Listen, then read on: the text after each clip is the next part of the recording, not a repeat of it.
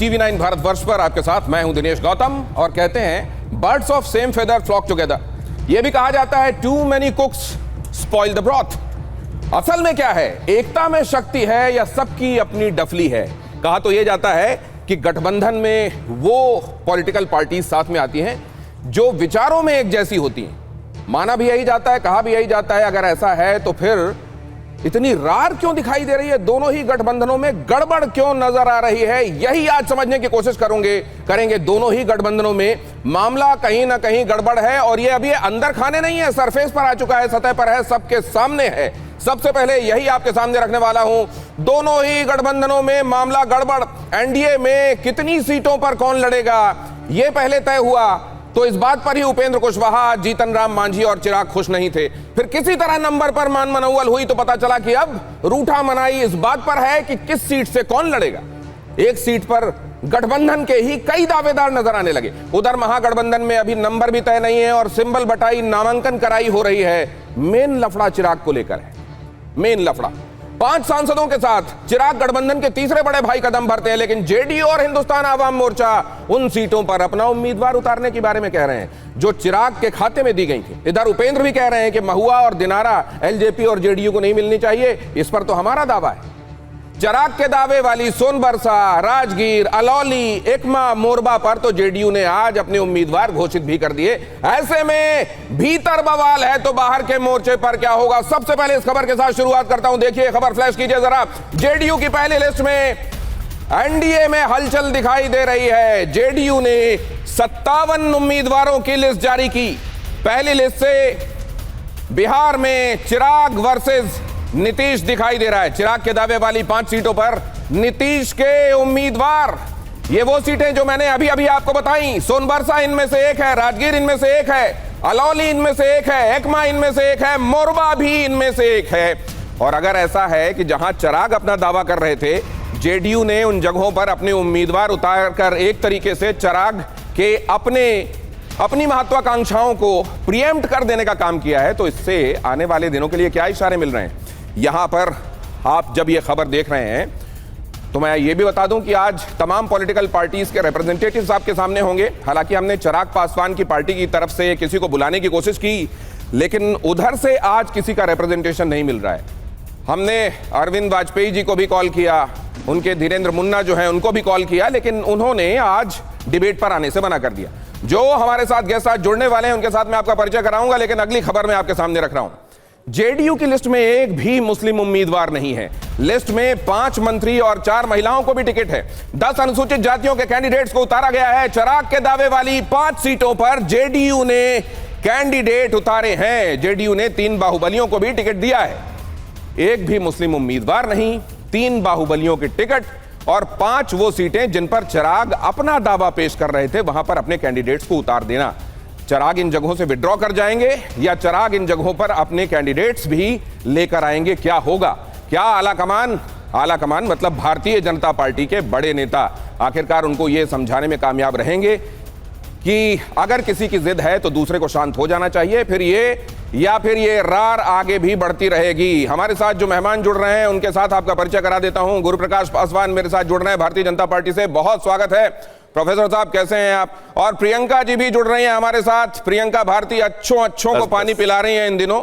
आज किसके लिए कितना पानी लेकर आई हैं, आज उनसे हम बातचीत करेंगे। लेकिन सबसे पहले हम ये समझें एनडीए में बात कैसे बिगड़ी। जरा बहुत जल्दी से आपको ये दिखाने की कोशिश करता हूं एनडीए में बात कैसे बिगड़ी। अड़ी में ये आपके सामने, आप जानते हैं कि 2 दिन पहले 12 तारीख को रविवार को जब यह अनाउंस किया गया कि 101 सीटें भारतीय जनता पार्टी और जेडीयू, बाकी 29 सीट पर चिराग पासवान की पार्टी लड़ेगी, और यह भी कहा गया कि 6 हम को दिया जाएगा, आरएलएम को भी 6 दिया जाएगा। यह बात जब बताई गई कि यह फिगर थे, और कहा यह जा रहा है कि मोटे तौर पर यह कहा गया कि भाई जिसका जो सांसद है, एक सांसद पर 6 विधानसभा की सीटें हम दे देंगे, और उस हिसाब से यह तय हुआ कि यह नंबर होने वाला है फाइनली जिस पर लड़ाई होगी। तो तुरंत ही आपने देखा ट्वीट आने लगे, ये कहा जाने लगा कि बहुत आज तो हो सकता है बहुत सारे घरों में खाना ना बना हो, बहुत सारे लोग बहुत निराश होंगे। आपको याद होगा उपेंद्र कुशवाहा ने फौरन ये बात ट्वीट कर दी थी। आप ये भी जानते हैं कि 40 से ज्यादा सीटों के बारे में तो चिराग पासवान खुद ही कह रहे थे कि हमको मिलना चाहिए, फिर वो 29 में संतुष्ट हुए होंगे क्या? आप ये भी जानते हैं कि जीतन राम मांझी की भी महत्वाकांक्षा इससे ज्यादा थी, लेकिन एक सांसद पर 6 वाली बात पर आखिरकार रजामंद किया गया। चिराग के दावे वाली 5 सीटों पर आज जेडीयू ने उम्मीदवार उतार दिया। ये मैंने आपको बताया कि कैसे वो सीटें, आपको 5 सीटें नाम लेकर भी मैंने बताया। सोनभरसा उनमें से एक है, राजगीर उनमें से एक है, अलौली उनमें से एक है, एकमा उनमें से एक है और मोरबा उनमें से एक है। ये है वो सीटें। सोनभरसा पर रत्नेश सदा, ये पहले भी जीते थे। अलौली पर श्री रामचंद्र सदा, यहां देखिए जरा, राजगीर पर कौशल किशोर, एकमा पर धूमल सिंह और इधर मोरबा पर विद्यासागर निषाद। इसके पीछे दलील जेडीयू की यह है कि इनमें से जो 5 सीटें, उनमें से 2 पर तो हमारे विधायक जीते हुए थे ही, बाकी पर तो आरजेडी जीते थी, उसको हम हरा सकते हैं। चिराग पासवान का दावा कहां से आ गया? कुल मिलाकर इसमें बहुत सारी चीजें परत दर परत अगर आप देखें तो ऐसी हैं जो इशारा करती हैं कि सब कुछ ठीक नहीं। सोनभरसा पर रत्नेश सदा, ये पहले भी जीते थे। अलौली पर श्री रामचंद्र सदा, यहां देखिए जरा, राजगीर पर कौशल किशोर, एकमा पर धूमल सिंह और इधर मोरबा पर विद्यासागर निषाद। इसके पीछे दलील जेडीयू की यह है कि इनमें से जो 5 सीटें, उनमें से 2 पर तो हमारे विधायक जीते हुए थे ही, बाकी पर तो आरजेडी जीते थी, उसको हम हरा सकते हैं। चिराग पासवान का दावा कहां से आ गया? कुल मिलाकर इसमें बहुत सारी चीजें परत दर परत अगर आप देखें तो ऐसी हैं जो इशारा करती हैं कि सब कुछ ठीक नहीं है। गुरु प्रकाश पासवान क्या इस बात को मानेंगे या सिरे से खारिज कर देंगे? गुरु प्रकाश पासवान जो है वो ये है, आपके सामने कह रहा हूं, ये क्यों है? नहीं, देखिए दिनेश गौतम जी, मैं आपको एक बात स्पष्ट कर देता हूं। अभी नॉमिनेशन की तारीख समाप्त होने वाली है। हमारे 243 के 243 लोगों को सिंबल दिए जा चुके हैं, सब फील्ड में हैं, सब तैयारी कर रहे हैं। दूसरी तरफ तो अभी बोहनी भी नहीं हुआ है। कम से कम हम लोग ऑलरेडी हमारे यहाँ पूरे सौहार्दपूर्ण वातावरण में समन्वय के साथ, सहयोग के साथ, शांतिपूर्वक तरीके से हो गया। आज भारतीय जनता पार्टी, चिराग पासवान जी की पार्टी, जीतन राम मांझी जी की पार्टी, उपेंद्र कुशवाहा जी की पार्टी और जनता दल यूनाइटेड में पूरे समन्वय के साथ, पूरे सहयोग के साथ, विधिवत तरीके से, शांतिपूर्वक तरीके से ये गठबंधन सीटों का प्रकाश सर, आप तो एकेडमिशियन हैं और आप ये भी आप बहुत विद्वान आदमी हैं। मैं एक बात ये भी आपसे जानना चाहता हूं कि जैसे ही अपनी तरफ बॉल आ रही हो तो तुरंत विरोधी खेमे की तरफ डिफ्लेक्ट करो, ये तो करना ही चाहिए स्ट्रेटजी वाइज, लेकिन कुछ स्वीकारोक्ति भी होनी चाहिए उसमें। अगर ऐसा ना होता तो मंगलवार की रात में आपके बड़े बड़े नेता जाकर उपेंद्र कुशवाहा के घर से निकले हैं बुधवार सुबह, और उसके बाद कहा गया कि दिल्ली आए हैं और यहां आकर उन्होंने ये कहा कि हाँ ठीक ठाक है। वैसे तो ट्वीट भी आप लोग लिख के दे देते हैं अपने गठबंधन के साथियों को कि उनको ट्वीट क्या करना है। दिनेश जी, नहीं दिनेश जी, आपने, मुझे लगता है कि आज उपेंद्र कुशवाहा जी का लेटेस्ट बाइट नहीं सुना है। सुना है सर? उपेंद्र कुशवाहा जी के शब्द हैं, मैं उनके शब्दों को रिपीट कर दूं, आप कहिए तो। उन्होंने कहा है कि भाई एनडीए जीत रहा है, एनडीए में सब ठीक है। आप निश्चित रूप से सवाल पूछिए, और स्वीकारोक्ति तो है ही ना। हम स्वीकार कर रहे हैं इस बात को कि पूरे समन्वय के साथ, पूरे सहयोग के साथ, बिना किसी प्रकार के, बिहार में कहते हैं छीछा लेदर के, बिना किसी अव्यवस्था के, बिना किसी भी हल्ला बोल के, बिना किसी चिल्ला चोट के, यहाँ पे शांतिपूर्वक तरीके से हो गया है। उपेंद्र कुशवाहा जी का तो दर्शकों को, हमारे दर्शकों को ये बता दीजिए, विजय कुमार सिन्हा जी के नामांकन में खुद जीतन राम मांझी प्रियंका जी के पास जाने वाला हूं, लेकिन सर एक बात आपसे छोटी सी, अगर आप दर्शकों के सामने, और ये ब्रेकिंग न्यूज होगी, मैं इसको रिपीट भी कर दूंगा, कि महुआ को लेकर क्या अश्योर किया है आपने उपेंद्र कुशवाहा जी को कि बाहर आकर वो ये बात कह रहे थे? क्या ये कहा है आपने कि एमएलसी आप जिनके लिए चाह रहे हैं, दीपक जी को एमएलसी बना के हम विधानसभा भेज देंगे, मंत्री तो वैसे बन जाएंगे? नहीं, देखिए, ये ब्रेकिंग न्यूज का विषय नहीं है, ये तो टॉप लीडरशिप, शीर्ष नेतृत्व का विषय है। लेकिन उपेंद्र कुशवाहा जी के सम्मान का, उनकी प्रतिष्ठा का उसी प्रकार ध्यान रखा गया है जैसे जीतन राम मांझी जी का और चिराग पासवान जी का। आप निश्चिंत रहिए। ठीक है सर, कितनी और देर तक ये बात खैर नहीं आएगी, चलिए हम थोड़ा इंतजार करने के लिए तैयार हैं। ठीक है गुरु प्रकाश पासवान जी, प्रियंका जी, लेकिन उधर तो 243 पर सिंबल बांटे जा चुके हैं कहा जा रहा है। यहां तो यह भी तय नहीं हुआ है जिसका ऑफिशियल अनाउंसमेंट किया जाए कि कहां से कौन लड़ने वाला है। क्या ये बात सच है? दिनेश जी, कैसा सिंबल बांटा गया है, प्रॉपर लत्तम जुत्तम चल रहा है वहां पर। आप बिगिनिंग से ही देख लीजिए, उपेंद्र कुशवाहा जी का आपने भी लाइन रिपीट किया। कहाँ हम कह रहे हैं एवरीथिंग इज वेल, कि हमारे यहाँ वेल है, वो कह रहे हैं ऑल इज नॉट वेल। खाना तक नहीं बन रहा है उनके यहाँ, खुद बता रहे हैं। प्रियंका जी, 1 मिनट के लिए आपको रोक रहा हूं आपकी इजाजत से, वो इसलिए क्योंकि एलजेपी की लिस्ट आ गई है, आपकी दिलचस्पी भी होगी, जरा आपके लिए पढ़ देता हूं। बिहार चुनाव के लिए एलजीपी रामविलास पासवान, मतलब चिराग की पार्टी, उनकी पहली लिस्ट आई। एलजेपीआर ने 14 उम्मीदवारों की लिस्ट जारी की। मखदूमपुर से रानी कुमारी, मखदूमपुर आपको मालूम होगा, यहां से हम के जो मुखिया हैं वो जीत कर आते रहे हैं। यहां से जीतन राम मांझी की दावेदारी बड़ी तगड़ी रही है, लेकिन मखदूमपुर से रानी कुमारी को एलजेपीआर ने उम्मीदवार बना दिया। दरौली से विष्णुदेव पासवान को टिकट, गरखा से सीमांत मृणाल बने उम्मीदवार, बखरी से संजय कुमार को मिला टिकट। और कहा यह जा रहा है कि बोध गया और मखदूमपुर को लेकर खासतौर से जीतन राम मांझी बड़े टची रहे हैं। और यहां जीतन राम मांझी को यह खबर पहुंची होगी तो क्या अब उनको मना लिया गया है, अब कहीं कोई रार नहीं दिखेगी या कई जगहों पर फ्रेंडली फाइट दिखाई देगी, इस बात का भी इंतजार रहेगा। लेकिन प्रियंका जी अपनी बात पूरी कीजिए जल्दी से प्लीज। देखिए, जैसा कि आपने खुद बताया, मखदूमपुर सीट और बोधगया सीट को लेकर के सीधे जीतन राम मांझी जी बोले हैं कि हम भी अपना कैंडिडेट वहां से फील्ड करेंगे। इतना नहीं, वो कह रहे हैं देखिए आगे क्या होता है। पूरी चुनावी प्रक्रिया से नीतीश कुमार पूरी तरह से गायब है। सिर्फ 3 लोगों का नाम हमको सुनने को मिल रहा है, वो विजय चौधरी जी हैं, ललन सिंह जी हैं और संजय झा जी हैं। इनके अलावा कोई है नहीं। आप खुद देख लीजिए, इनके सांसद बोल रहे हैं हम लेटर लिख रहे हैं इस्तीफा देने के लिए, कुछ सुनवाई नहीं है, नीतीश कुमार से मिल नहीं पा रहे। वहीं दूसरी तरफ तेजस्वी जी हैं, आज हमारे भविष्य के मुख्यमंत्री, नॉमिनेशन फाइल करके आए हैं। एक सेकंड के लिए रोक रहा हूं मैं आपको। मैं ये जानना चाहता हूं कि पहले लालू जी ने कई लोगों को सिंबल बांट दिए, तेजस्वी ने वो सिंबल फिर वापस कराया कि नहीं अभी पार्टी के पास रहने दीजिए, बाद में आपको देंगे। अभी हथुआ हो, महुआ हो, ये राघोपुर हो, वो इस्लामपुर हो, वो संदेश हो, इन तमाम जगहों से आपके कैंडिडेट जाकर वहां नामांकन भराई कर रहे हैं। यहां तो अभी अनाउंस भी नहीं किया गया है कि कहां से कौन। नहीं, ये गलत खबर है और मुझे जहां तक मालूम है कि ये फेक न्यूज है और जिनको टिकट देना है या जिनको बताना है कि आप जाके लड़िए, वो बताया जा चुका है। और सीधी बात मैं कह रही हूँ दिनेश जी, हो सकता है कि फोकस किनका किधर है एनडीए का मुझे नहीं मालूम। अच्छा, तो आप ये बताइए, अगर ये फेकिंग न्यूज है, अगर ये फेकिंग न्यूज है प्रियंका जी, तो तरीका क्या है? तरीका, प्रोसेस क्या है? प्रोसेस ये है कि पहले बताया जाए कितनी सीटों पर कौन लड़ रहा है, फिर ये बताया जाए कहां से कौन लड़ रहा है और उसके बाद कैंडिडेट सामने आए, या पहले कैंडिडेट जाके नाम भराई कर दे, उसके बाद ये बताया जाए कि किसको कितनी सीटें मिल रही हैं और कौन कहां से लड़ रहा है? दिनेश जी, कल तक आपको ये सारी क्लैरिटी आपको ही मिल जाएगी। आपका शो कब होता है? जब समय होता है तभी होता है, ना पहले ना बाद में। बिल्कुल वही है। और दूसरी बात मैं ये कह रही हूँ कि उधर जो चीजें चल रही हैं हमको उससे फर्क भी नहीं पड़ता है, क्योंकि हमारा फोकस एक ही चीज पर है कि हर घर सरकारी नौकरी मिलनी चाहिए। और हम इसी को इंश्योर कराने के लिए हमारे भविष्य के मुख्यमंत्री आज नॉमिनेशन फाइल करके आए।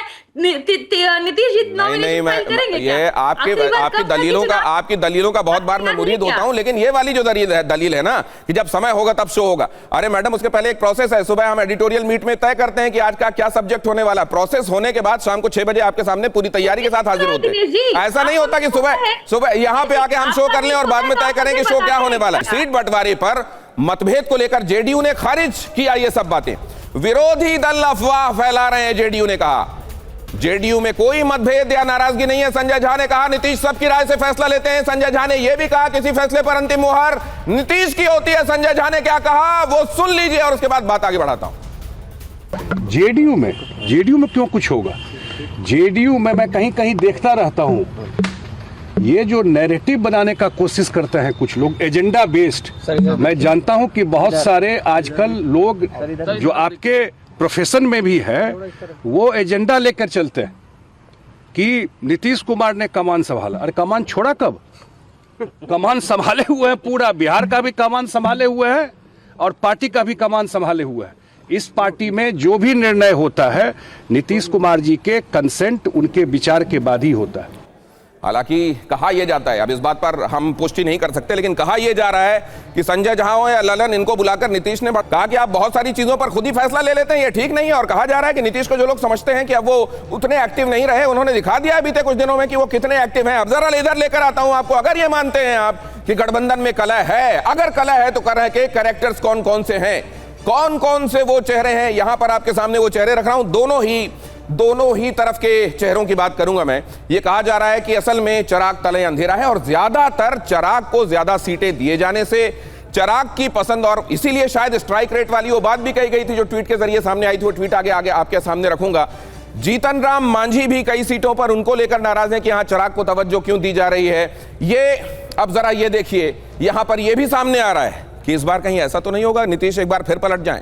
हालांकि हमको नहीं लगता इस बार, जितना खम ठोक कर बार बार कई मंचों से कसम खाकर उन्होंने कहा कि नहीं भाई साहब बहुत हो गया, अब नहीं पलटेंगे, तो लगता है ऐसा। लेकिन जो मीम बन रही है वो देख लीजिए, आइएगा, ऐसी मीम बन रही है, मैं नहीं कह रहा हूं, मीम बन रही है, आइएगा रहने दो भतीजे। ये यहां से बात वहां पहुंच गई है, अब कहा जा रहा है कि बात वहां पहुंच गई है, भतीजा एक बार फोन तो उठा लो, तुमको फलनवा की कसम इस बार हम नहीं पलटेंगे। ये सब जो बातें होने लगी हैं, इससे ये लगने लगा है कि क्या इस बार नीतीश फिर से पलटने वाले हैं। इधर देखिए जरा, कुशवाहा और मांझी ने क्या असल में खेल कर दिया है। खेल इस हिसाब से कि अगर इनके लिए ये तय कर दिया गया कि 6-6 आधा दर्जन आपको मिलेगा, तो उन्होंने कह दिया ठीक है ये तो आपने तय कर दिया, लेकिन अब हम ये तय करेंगे कि कहां से हम लड़ेंगे, और उसके अलावा 6 से अगर हमारा मन नहीं है, हमको लगा कि वहां से भी हम सीट निकाल सकते हैं, तो वहां हम अपना कैंडिडेट, कहा जा रहा है बोधगया और मखदूमपुर को लेकर ऐसी बात। अब जरा यहां देखिए, केवल ऐसा है कि यहीं पर कलह है ना, उधर वाले में भी मुकेश सहनी, अभी गांव बसा नहीं, डेप्यूटी सीएम वाले दावेदार आ गए। मुकेश सहनी कह रहे हैं कि नतीजा तो ठीक है आगे आएगा, लेकिन डेप्यूटी सीएम को लेकर तो पहले हमारे नाम पर आप हाँ कर दीजिए। हालांकि कहा जा रहा है कि अब धीरे धीरे इसको उनको मना लिया गया और कहा गया कि अभी अपनी इस एम्बिशन को अभी थोड़ी देर के लिए आप अपने पास रखिए। अब जरा बहुत जल्दी से ये वीडियो देखिए। पुराने दिनों में कहे गए बयान, उनको लेकर लोग हम नहीं कह रहे हैं, लेकिन बिहार में इस बात की चर्चा बहुत है कि नीतीश पलटी तो नहीं मार देंगे गुरु प्रकाश पासवान। ये वाले बयान एक के बाद दूसरा जोड़कर दिखाया जा रहा है। जरा देखिए कौन से बयान है वो। नहीं जाएंगे, हम लोग साथ जो पुराने समाजवादी हैं एक साथ रहेंगे।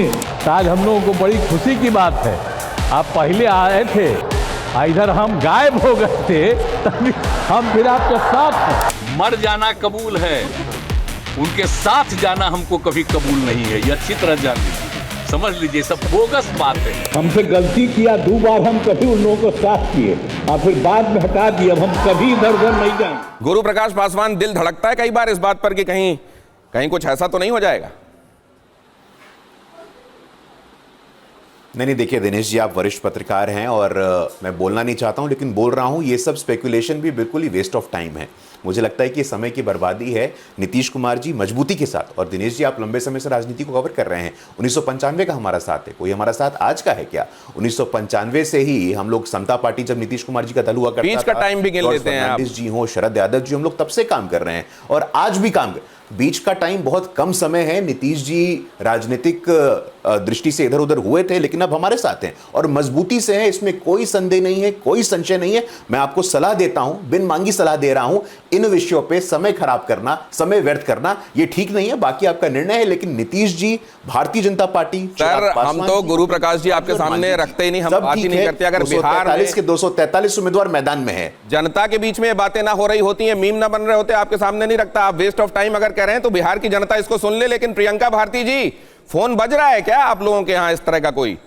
ए भतीजवा, फोन उठा लो, इस बार पलटी आप कसम से नहीं मारेंगे। इस तरह का कोई फोन बज रहा है क्या आप लोगों के? दिनेश जी, समस्या ये है ना कि नीतीश कुमार जी की गारंटी तो खुद नीतीश कुमार जी नहीं ले सकते, दूसरा कोई क्या लेगा। लेकिन हाँ, जब आपने तस्वीरें चला रहे थे ना, कलह के कैरेक्टर्स, 3 कैरेक्टर्स को आप इंक्लूड करना भूल गए। वहां इंक्लूड करिए जिनका आपने बयान चलाया, संजय झा जी को, ललन सिंह जी को और विजय चौधरी जी को, क्योंकि आवास के बाहर भी जो जेडीयू कार्यकर्ता है लगातार कह रहे हैं कि पार्टी इन तीनों ने हाईजैक कर लिया है और नीतीश जी का कहीं कुछ चल नहीं रहा है। और साथ ही साथ आप देख लीजिए ना, जो विधायक हैं उनको पुलिस टांग के बाहर लेकर के जा रही है, कह रहे 243 सीटों पर अपने कैंडिडेट। क्या मौके से आपने ये सवाल किया है? सत्यप्रकाश मिश्रा यहाँ पर मेरे साथ आ गए हैं। सत्यप्रकाश मिश्रा जी, ललन सिंह को और संजय झा को शामिल कीजिए इसमें। वो चलने नहीं दे रहे हैं नीतीश कुमार की, अपनी चला रहे हैं, पार्टी को हाईजैक कर लिया, ऐसा हो रहा है क्या?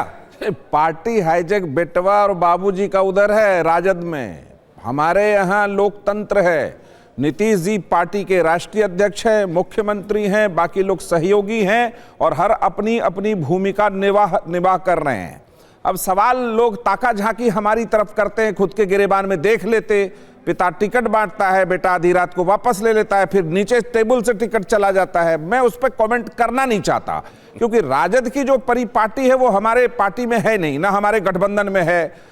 अभी राहुल गांधी जी से मिलने की बेताब कोशिश किया, मिले नहीं। बात बताइए। रुक जाइए। नहीं, आपने ये बिल्कुल सही बात कही। बहुत कोशिश कर ली, ताका झाकी की। उधर एक स्थिति और समझ लीजिए, हमारे यहाँ 243 पर मामला फिट हो गया, उधर तो पता नहीं 43 कहाँ जाएगा, 18 कहाँ जाएगा, 12 कौन ले रहा है, 14 कहाँ जा रहा है। ये बात तो हम पूछ रहा हूं मैं प्रियंका जैसे, लेकिन एक बात बता दीजिए, का विषय नहीं है। अरे आप तो अपने बिहार की राजनीति में ये सबको पता है कि नीतीश कुमार जी का जो गठबंधन है अटूट है, मजबूत है, लोकतांत्रिक है और सबका सहयोग है उसमें। तो आप तो गारंटी देते हैं ना कि नीतीश कुमार बने रहेंगे इस गठबंधन के साथ? बने हैं, बने क्या रहेंगे, उन्होंने 2 बार सार्वजनिक रूप में इस बात अब एक बात और बताइए, अगर गठबंधन को लेकर आप जेडीयू को नहीं पूरे गठबंधन को लेकर बात कर रहे हैं, इसलिए मैं एक बात आपसे पूछता हूं, एक बात बताइए, ओम प्रकाश राजभर क्या हुआ?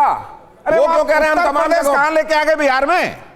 अरे एनडीए में आपके साथी है कि नहीं है? नहीं, बिहार से उत्तर प्रदेश अरे एनडीए के साथी हैं कि नहीं है? आप बिहार से उत्तर प्रदेश बिल्कुल मत जाइए। एनडी को लेकर बिहार में मौजूद को लेकर जब ये बातें की जाती हैं, में ये देखिए कि बिहार की राजनीति में एनडीए ने लगातार सरकार चलाई और लंबे समय तक चलाई। ये एक स्टेटमेंट होता है जनरली गठबंधन में, जब जहां कोई साथी फिट नहीं बैठता तो कहते हैं ये तो राज्य के हिसाब से बदल रहा है। अभी तक इंडी के साथ ज्यादा होता रहा है, लेकिन इस बार एनडीए के पास भी यही एक बात है कहने के लिए। पुराने पत्रकार हैं, आपको एक उदाहरण देता हूं। 2004 में लालू जी यूपीए ज्वाइन किए बड़े मुस्तैदी से। 2009 में यूपीए ने ऐसा धक्का मारा कि बिहार में कांग्रेस और लालू जी अलग अलग चुनाव लड़े और लालू जी 4 सीट पे आ गए। तो ये तो महागठबंधन का एक चरित्र रहा है। आप इस बात को बिल्कुल ताकत। अभय दुबे मेरे साथ जुड़ रहे हैं। अभय जी कैसे हैं आप? शायद और बनाएगी सरकार, ये तय है। अभय दुबे मेरे साथ जुड़ रहे हैं। अभय दुबे कैसे हैं आप? लगता है रास्ते में कहीं है। मैं उम्मीद करता हूं सिग्नल्स आपको पूरे मिलेंगे और आपकी बात हम तक पहुंचेगी। ये आप लोगों के खेमे में सब कुछ ठीक ठाक है क्या? आप तो बहुत सफर कर रहे हैं, देख रहे होंगे।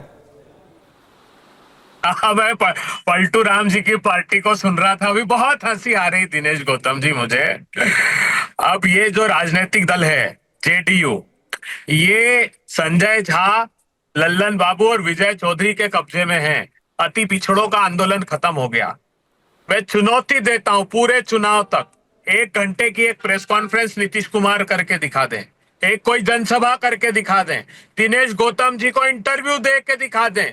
अरे एक सामान्य पत्रकार के अरे वो जनसभा करने वाले हैं सर, कल परसों में उनकी जनसभा होने वाली है सर।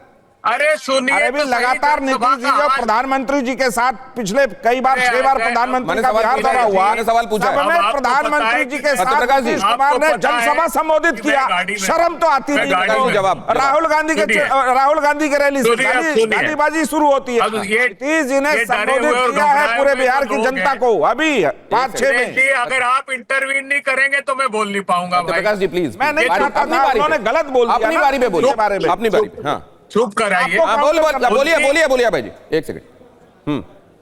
उनका सांसद अजय मंडल लिख रहा है चिट्ठी इस्तीफा देकर कि 10 दिन से मुझे मिलने नहीं दिया जा रहा है। आपकी पार्टी में तो ऐसा होता नहीं है। वाह, अद्भुत है। हमारी पार्टी की चिंता करना छोड़िए। अभय दुबे आप बोलते हैं और तेजस्वी जी से मिले क्यों नहीं राहुल जी? क्यों नहीं खड़े मेरे तेजस्वी जी से? अगर आप बीच में बोलते रहेंगे सीट कहां जा रहा है? जी आपका ऑडियो डाउन करना पड़ेगा मुझ पर। ऐसे मत कीजिए, आप कर सकते हैं ऑडियो डाउन। आप जब उनसे सवाल कर रहा हूं तो आप बीच में मत बोलिए। आपको लगातार मैं रिक्वेस्ट कर रहा हूं, फिर भी बोलते ना। फ्लैश कीजिए, महुआ सीट चिराग पासवान के खाते में जा रही है, सोर्सेज बता रहे हैं। उपेंद्र कुशवाहा को एक एमएलसी सीट दी जाएगी और दीपक अगर चाहते हैं कि वो विधानसभा पहुंचे तो एमएलसी बनकर वो पहुंच जाएंगे। मंगल पांडे, सम्राट चौधरी और जनक राम की सीट हो रही है खाली। मंगल पांडे, सम्राट चौधरी और जनक राम एमएलसी हैं और इस तरीके से जब ये एमएलसी वाली सीट खाली होगी तो वहां से दीपक को एडजस्ट किया जाएगा। यही मैं कह रहा था कि गुरु प्रकाश पासवान अगर आप बता देते तो मैं इसको आगे लेकर जाता, लेकिन ये तो इसको क्या माना जाए? क्या ये असल में पॉलिटिक्स का हिस्सा होता है? इसी का नाम राजनीति है। हर कोई जनसेवा तो करना चाहता है लेकिन पॉलिटिकल पावर का मेवा छोड़ना नहीं चाहता, इसलिए होड़ है। इसको सामान्य माना जाना चाहिए प्रियंका भारती, या ये खबरें प्लांट कराई जाती हैं इसीलिए ये दरार की खबरें सतह पर आती हैं? देखिए, दरार तो है, पर दरारों के बीच में सबसे ज्यादा चिंतित हूं अपने मुख्यमंत्री जी के स्वास्थ्य को लेकर के, क्योंकि वो नजर नहीं आ रहे हैं और चुनाव जैसी प्रक्रिया में मुख्यमंत्री जी का ना दिखना, ये तो मतलब कहते हैं चिंता की स्थिति पैदा करता है। लेकिन हमको मुख्यमंत्री जी के स्वास्थ्य के साथ साथ बिहार के स्वास्थ्य की भी चिंता है। इसीलिए मैंने आपको कहा कि अब हमारी चिंता बहुत बड़ी है कि बिहार को हम जो कर्ज में डूबा है उसको बाहर कैसे निकालें, एग्रो बेस्ड इंडस्ट्री कैसे लगाएं, फिशरी इंडस्ट्री कैसे लगाएं, एमएनसीज कैसे लाएं, आईटी पार्क्स कैसे लाएं, हर घर सरकारी नौकरी कैसे पहुंचाएं, पेपर लीक से कैसे युवाओं को हम बचाएं। ये हमारे बड़े कंसर्न है कि बिहार को हम कैसे बिहार बनाएं। जो राख के ढेर में बिहार को इन्होंने पहुंचा दिया, उस राख से हम पुनर्निर्माण कैसे हम बिहार का करें। हमारी चिंता ये है। भले हो सकता है सीटें इधर उधर जो भी इधर हो रही हो, पर आईआरसीटीसी मामले में आरोप तय होने के बाद जो सबसे युवा प्रदेश है बिहार, आईआरसीटीसी नहीं, आपकी बड़ी चिंताएं हैं राज्य को बनाने की, लेकिन आईआरसीटीसी वाला मामला क्या आपको बैकफुट पे डाल रहा है? क्या कांग्रेस उसके बाद ज्यादा हावी हो गई है? नहीं दिनेश जी, देखिए, अब बिहार की जनता हो या पूरे देश की जनता, ये बात बहुत इजीली समझती है कि चुनाव के वक्त ही ये सारी चीजें क्यों होती है कि ईडी सीबीआई आपके दरवाजे पर दस्तक देती है, खास तौर पर जब आप विपक्ष से हो। और ये क्या इंटरेस्टिंग नहीं है दिनेश जी की जो अगली सुनवाई की डेट पड़ी है वो 10 नवंबर है, जबकि 11 तारीख को लेकिन ये मामला तो पुराना चल रही है। आप बिल्कुल सही कह रही हैं, IRCTC वाले की टाइमिंग ये सवाल उठाती है, लेकिन चारा वाला मामला आज का नहीं है, लैंड वाला मामला आज का नहीं है, ये तो बहुत पुराने चले आ रहे हैं। उसी में एक नई बात जुड़ गई है ना, बंद फाइलों को नया करके खोलना। और खास तौर पर आप देखिए ना, अगर आपको नहीं लगता दिनेश जी कि हम बीजेपी में चले जाए तो बहुत बढ़िया हो जाएंगे, ये लोग तो तालिबान को भी वॉशिंग मशीन में साफ करके सुथरा करके परोस देते हैं। तो दाऊद इब्राहिम भी आएगा तो उसको भी साफ कर देंगे। तो आपका इरादा है क्या भविष्य में ऐसा कुछ? मशीन है, आपको नहीं पता है क्या? हमें पता है, देश को पता है, बिहार को पता है, इसलिए इन सब चीजों का कोई असर नहीं। गुरु प्रकाश पासवान इसमें कुछ कहना चाहते हैं? गुरु प्रकाश पासवान, वो डिटर्जेंट कहां मिलता है वो वाला जिसका जिक्र कर रही है प्रियंका? नहीं, मैं सुन रहा था ध्यानपूर्वक और तालिबान का भी जिक्र आया। मुझे लगता है कि तेजस्वी यादव जी ने कुछ दिनों पहले जनसभा में कहा था शहाबुद्दीन जी जिंदाबाद, तस्लीमुद्दीन जी जिंदाबाद। तो कौन तालिबानी मानसिकता का है नहीं है ये बिहार की जनता स्पष्ट रूप से जानती है। और IRCTC का मामला आज का है क्या? कोर्ट का ऑब्जर्वेशन है। ये कहते हैं ना 10 लाख नौकरी देंगे, 20 लाख नौकरी देंगे, एक शब्द बोलना भूल जाते हैं। 10 लाख में नौकरी देंगे, 20 लाख में नौकरी देंगे। और अभी जो कह रहे हैं land for job group D की नौकरी बगैर एडवर्टीजमेंट के कर लिया, और तेजस्वी यादव के नाम पे न्यू फ्रेंड्स कॉलोनी। अरे सर, ये बहुत सारी बातें जो आप लोगों को रैलियों में कहनी है, मैं ये लेकिन ये खबर लेकर तंत्र बनाया हुआ है। ये बहुत सारी बातें आप लोगों को अभी रैलियों में कहनी है। सर, बीजेपी उम्मीदवारों की दूसरी लिस्ट आई, ये खबर भी देख लीजिए। दूसरी लिस्ट मौका दीजिए आप। आ रहा हूं सर। दूसरी लिस्ट में 12 उम्मीदवारों के नाम। अलीनगर से मैथिली ठाकुर को टिकट मिला, बक्सर से पूर्व IPS आनंद मिश्रा को टिकट, मुजफ्फरपुर से रंजन कुमार को टिकट। बीजेपी की दूसरी लिस्ट में 2 महिलाओं के नाम। बाढ़ से ज्ञानेंद्र सिंह ज्ञानू का टिकट कटा, मुजफ्फरपुर से सुरेश शर्मा को टिकट नहीं मिला, छपरा से मौजूदा विधायक का टिकट कटा। तो अभी तो ये सब बातें भी, ये सब भी मैनेज करना है। जिनको टिकट नहीं मिला वो सब भी शांत बैठेंगे क्या अनुशासित रहेंगे? अब जरा ये भी देखिए, बिहार में चिराग वर्सेस नीतीश कहा जा रहा है कि ये सब असल में इसलिए शुरू हुआ क्योंकि झगड़ा लगाया गया। और झगड़े की जड़ क्या था? झगड़े की जड़ था ये ट्वीट, ये गिरिराज सिंह के हैंडल से। ये होता है असली स्ट्राइक रेट। असल में बार बार अपने लिए ज्यादा सीटों की मांग करते हुए कहा जा रहा है कि चिराग पासवान ये कह रहे थे कि आप स्ट्राइक रेट देख लीजिए कि पिछली बार हमको कितनी सीटें मिली, हम कितनी सीटें जीते, उस हिसाब से हमारे स्ट्राइक रेट के आधार पर हमको टिकट दे दीजिए, हमको सीटें दे दीजिए। उस पर यह कहा गया कि यह होता है असली के स्ट्राइक रेट। आज मजबूत सीट लेकर स्ट्राइक रेट, जहां भैया जीती हुई सीट जो है वहां पर आप उसको लेकर आप अपने स्ट्राइक रेट का झुनझुना बजा रहे हैं। 2010 के बिहार चुनाव में एनडीए ने रचा था इतिहास। 243 में से जीती थी 206 सीटें, जदयू ने 141 में 115 सीटें जीती, स्ट्राइक रेट 81%। बीजेपी ने 102 में 91 सीटें जीती, स्ट्राइक रेट 89%। अब गुरु प्रकाश पासवान एक बार फिर कह देंगे कि यह सतह पर लाया जा रहा है, यह प्लांट कराया जा रहा है। ये क्या गिरिराज जी प्लांट कर रहे हैं गुरु प्रकाश पासवान? नहीं, देखिए गिरिराज जी ने ट्वीट किया है और गिरिराज जी ने स्ट्राइक रेट बताया है। 2010 में वो तो ऐतिहासिक चुनाव था ना। ये किसको बता रहे थे स्ट्राइक रेट को? पार्टी गायब हो गई थी, कांग्रेस पार्टी। 243 में से नहीं, ये स्ट्राइक रेट किसको बता रहे थे? 206 हमारे विधायक आए थे। और पुनः चिराग को पूरी बात कर ले दिनेश भैया कि मैं पुनः नहीं, ये बिहार की जनता को बता रहे हैं, विरोधियों को बता रहे हैं कि 2010 is going to be repeated in 2025। ठीक है, 2025 में भी। ठीक है सर, मेरे पास केवल 5 मिनट बचे हैं। अभय दुबे भी मेरे साथ जुड़ गए हैं और अभय दुबे जी बहुत देर से इंतजार चल रहा था आपका, रास्ते में थे, बीच में सिग्नल फ्लक्चुएट कर रहे थे। आपके लिए किया गया था ट्वीट स्ट्राइक रेट बताने के लिए, आपके और प्रियंका जी के लिए, वो भी पैनल पे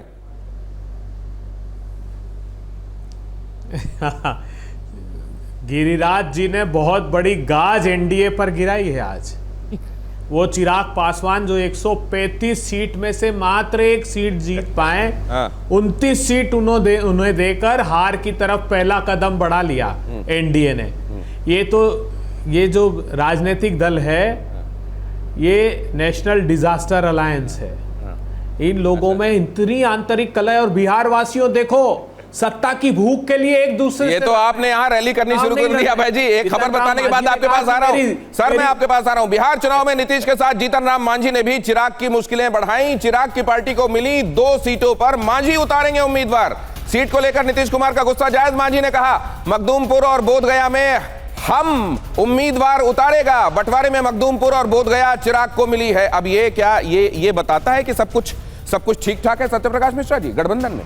देखिए, गठबंधन में आप ताका झाकी मत करिए। अच्छा। गठबंधन बहुत मुस्तैद है, अटूट है और बैलेंस्ड है। हाँ। बिल्कुल मत देखिए उधर अच्छा। उस तरफ। लेकिन मेरा एक सवाल दूसरा है। अच्छा, ये बिल्ला सवाल और आपने बिल्ली मिलकर कह रहा वे है, लोगों बिल्ला और बिल्ली मिलकर ताका कह रहा है झाकी कि नहीं वो करें दूध की रक्षा और चुपचाप करेगा। तुम लोग राजद और 70,000 कांग्रेस, करोड़ की एक लूट बिल्ला, कर एक लो। बिल्ली। वो बता और रहा यहाँ है कह रहे हो ताका झाकी मत उजड़ा करो। हुआ बिहार नीतीश कुमार को सौंप के, नीतीश कुमार ने उजड़े बिहार को कमल की तरह खिलाया है, सींचा है उसको। अरे है आगे कहाँ बढ़ाया नीतीश है। कुमार? आपको बता सामने दूं, तो लाओ। बिहार में जाति नरसंहार की सृजन घटना घोटाले से आम लूटना थी। चालू किया तुम बिहार लोगों आज ने। प्रगति के रास्ते पे है और जो 70,000 करोड़ रुपए उसके बाद 10 विभागों में उदाहरण लूटे। दे दूं, प्रियंका जी का शायद मुंगेर पता के नहीं जब अनुयायियों हुआ के कि नहीं। सीने में गोलियां आलू मार दी राज तुम लोगों में ने।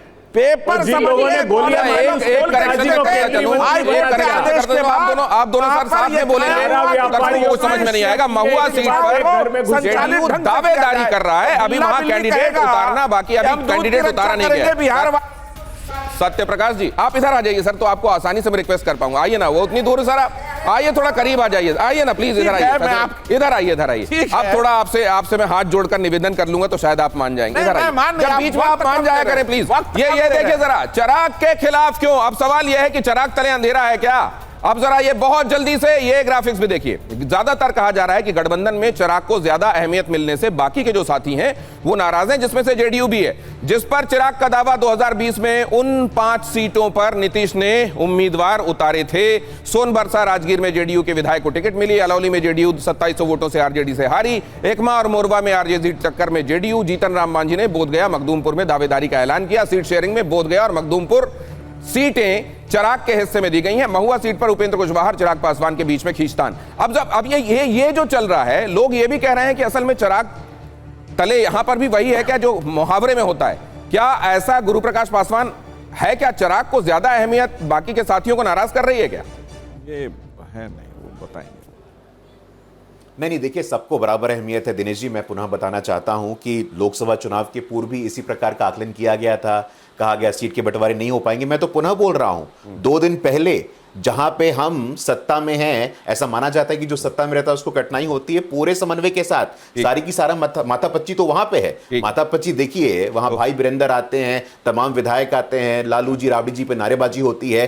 खुद शाहबुद्दीन जी के बेटे, उनका एक्सेस लालू जी के बेडरूम तक के नहीं मालूम था। और तालिबान की बात होती है, मुझे अपराधी घोषित अपराधी तो सर, इसी से जुड़ी हुई खबर मैं जरा बता देता हूं, प्रियंका जी के पास जाता हूं। वाले ये महागठबंधन में भी रार की बात सामने आ रही है। महागठबंधन में अभी तक शेयरिंग फाइनल नहीं आ रहा हूं। गुरु प्रकाश पासवान जी, खबर फ्लैश कीजिए जल्दी से क्योंकि टाइम कम है। महागठबंधन में अभी तक सीट शेयरिंग फाइनल नहीं। कांग्रेस बिहार में चाहती है 60+ सीटें। दिल्ली आकर राहुल से मिला, बगैर लौट गए तेजस्वी। अब ये मुलाकात क्यों नहीं हुई, ये एक बहुत बड़ा सवाल है। अभय दुबे साहब, ये क्यों हुआ कि राहुल और मल्लिकार्जुन खड़गे, इनमें से दोनों से मुलाकात नहीं हुई? आपको किसने कहा कि नहीं हुई मुलाकात?